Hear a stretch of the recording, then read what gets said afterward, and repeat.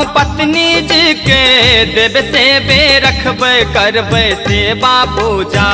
अपना हम पत्नी जी के देव से बे रखबे करबे सेवा पूजा। बनती ओ हमर माथक ताज पत्नी बरता हेबै, हमरा नहीं लोकक कोनो लाज पत्नी बरता हेबै। अपना हम पत्नी जी के देव से बे रखबे करबे सेवा पूजा। अपना हम पत्नी जी के देव से बे रखबे करबे सेवा पूजा। बनती ओ हमर माथक ताज पत्नी बरता हेबै, हमरा नहीं लोकक कोनो लाज पत्नी बरता हेबै।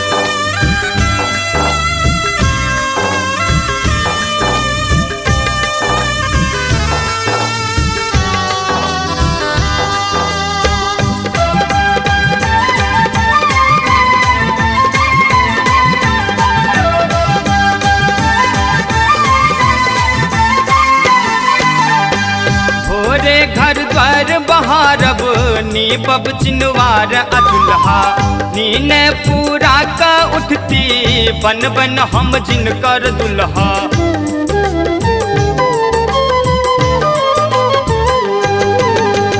भोरे घर द्वार बहारब नीपब चिनवार अचुल्हा।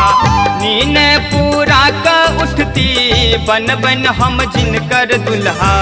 फिर दिन करबै हम काज पत्नी बरता हेबै, हमरा नहीं लोकक कोनो लाज पत्नी बरता हेबै।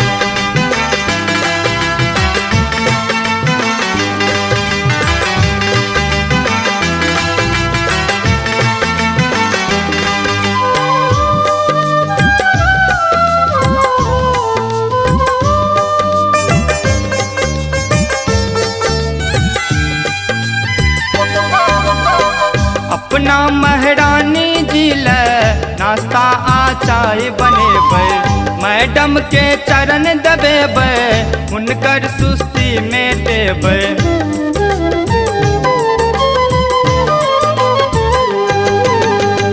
अपना महारानी जी ले नाश्ता आ चाय बनेबै, मैडम के चरण दबेबै, हुनकर सुस्ती मेटेबै। पर हमरा बार तैसा माज पत्नी बरता हेबै, हमरा नहीं लोकक कोनो लाज पत्नी बरता हेबै।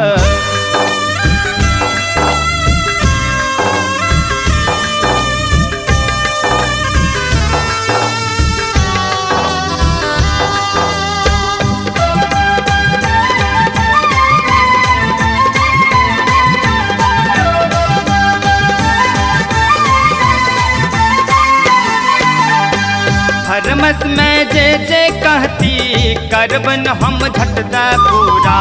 सबटा अछि शौख मनोरथ नो करन बुझबै हमरा।